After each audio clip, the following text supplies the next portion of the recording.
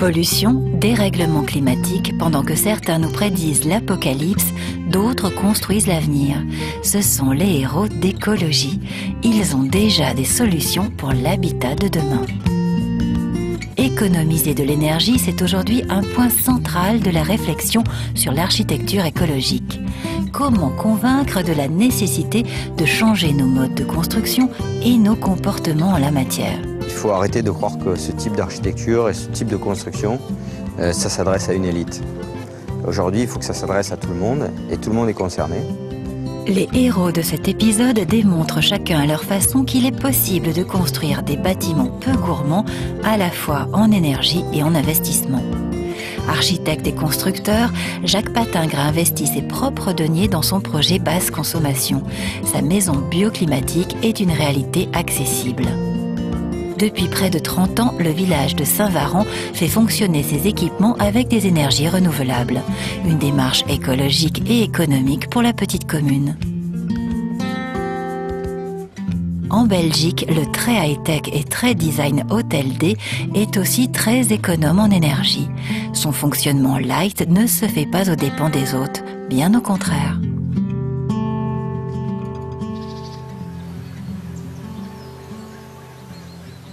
La société Rockwool est spécialisée dans les matériaux d'isolation pour le bâtiment. En 2008, elle lance une opération originale pour promouvoir la construction durable. Donc on a décidé de mettre en place un concours dans lequel on récompenserait une maison qui soit dédiée à Monsieur Tout-le-Monde, qui soit à la fois pas trop chère, duplicable, qui utiliserait les techniques connues. 4 projets sont récompensés. La première maison respect est déjà sortie de terre grâce à l'opiniâtreté de son architecte. Le premier postulat de base, c'est de dire que la maison ne va pas avoir de chauffage ni de climatisation.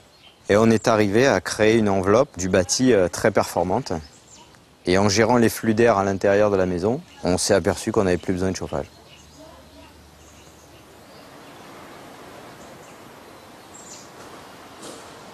La maison architecturalement étant simple, on a un volume brut qui est un cube. Devant, on a mis un élément qui vient architecturer les deux façades, sud et ouest. Ce qui est intéressant, c'est que dans l'hiver, le soleil a tendance à rentrer à l'horizontale dans la maison et à passer au travers des brise-soleil qui sont sur le portique.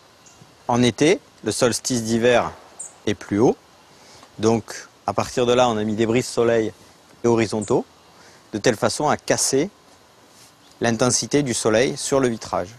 Grâce au concours, Jacques Patingre a bénéficié de matériaux et d'une aide financière. Mais l'échange s'est avéré fructueux pour tous. C'est vrai que sur les techniques d'isolation, ça nous a fait aussi évoluer. Parce que jusqu'à présent, nous, on était très focalisés sur l'isolation par l'intérieur. C'est ce qui se fait traditionnellement dans toutes les maisons. Et aujourd'hui, on va vers un concept d'isolation de l'enveloppe complètement par l'extérieur. Là, on a mis jusqu'à une trentaine de centimètres d'isolant, ce qui nous donne un mur qui est particulièrement épais.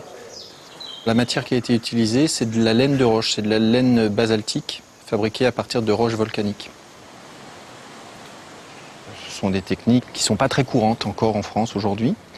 Et là, on doit saluer aussi les maçons qui ont participé à l'édification de cette maison. La mise en œuvre des solutions, c'était un autre défi. Architecte et constructeur, Jacques Patingre a travaillé avec ses partenaires habituels, qui ont dû s'adapter aux exigences de la construction. On a régulièrement à expérimenter des nouveaux matériaux, mais sur ce projet, nous n'avions pratiquement que des nouveaux matériaux et que des nouvelles technologies, enfin techniques. Donc ça a nécessité une mise au point importante, une préparation avant démarrage de chantier important et une formation de chacun.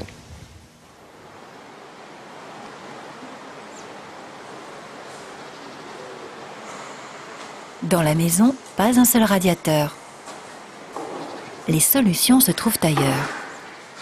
Ce qu'on a réalisé, c'est en fait une cheminée avec un insert et un récupérateur de chaleur avec des bouches de soufflage dans toutes les pièces.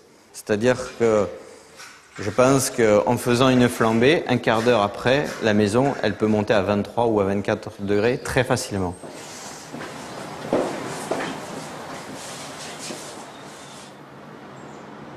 Aujourd'hui, dans les maisons et dans les habitations ou dans les bureaux, il doit y avoir obligatoirement un renouvellement d'air. Donc le renouvellement d'air se fait par la ventilation double flux.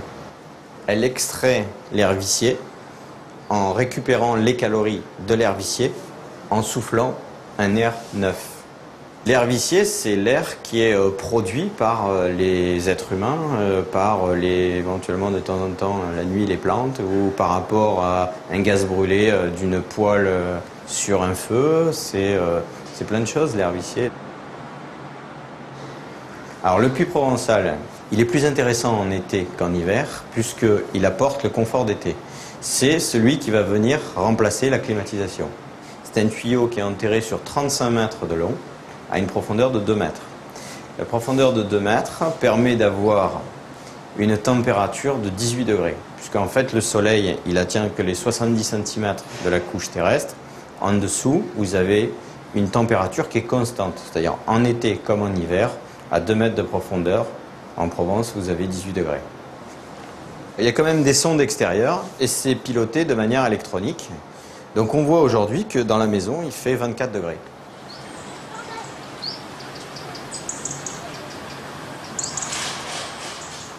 Ce qu'il faut savoir, c'est que quand la maison est en fonctionnement, il y a une qualité et un confort dans la maison qu'on ne retrouve pas ailleurs quand on a un panneau radiant ou quand on a un convecteur ou une climatisation. C'est-à-dire que cet été, il y avait 25 degrés à l'intérieur de la maison quand il y avait 32 degrés à l'extérieur. En fait, ce qu'on a fait pour qu'il y ait une inertie encore plus grande et qu'il y ait une isolation encore plus grande, on a fait une toiture végétalisée. À côté des 2 panneaux qui alimentent le chauffe-eau solaire, les premières plantes de la toiture qui vient d'être installée sortent de terre. Donc un plancher béton. Sur ce plancher béton, une étanchéité complète, avec évacuation des eaux par des piscettes classiques. Une couche, un matériau drainant qui va évacuer l'eau vers les piscettes, puisque une toiture végétalisée risquera d'être arrosée aussi un peu. Donc elle prend l'eau de pluie plus l'eau d'arrosage. Et puis un bidim, un géotextile et 30 cm de terre là-dessus. On plante en général sur les toitures végétalisées des végétaux qui ne nécessitent pas un gros entretien. Donc on va éviter de venir tous les samedis arroser, tailler et descendre son gazon par l'échelle. C'était la première toiture végétalisée que nous faisions. Donc on a pris pas mal de renseignements auprès des fournisseurs, auprès des industriels, auprès de certaines personnes qui avaient déjà travaillé sur ce sujet. Et le résultat, ça s'est très bien passé, on n'a pas de problème. Quand elle sera complètement achevée, elle sera belle. La maison concept est un engagement personnel de Jacques Patingre. Constructeur habituellement de villas plus classiques, il a investi ses propres deniers dans cette maison qui attend maintenant un acquéreur. L'évolution incontournable de la maison, c'est qu'elle devienne autonome. C'est-à-dire qu'aujourd'hui, on n'a plus besoin d'EDF, qu'on n'ait plus besoin de systèmes de chauffage qui coûtent une fortune, avec des frais d'entretien réduits, une non-production de gaz de CO2. Et c'est inévitable, puisque c'est les sommets de Kyoto. Convaincus et convaincants, les performances de la maison de Jacques Patingre vont bien au-delà des normes qui, dans 2 ans, seront imposées aux constructions neuves.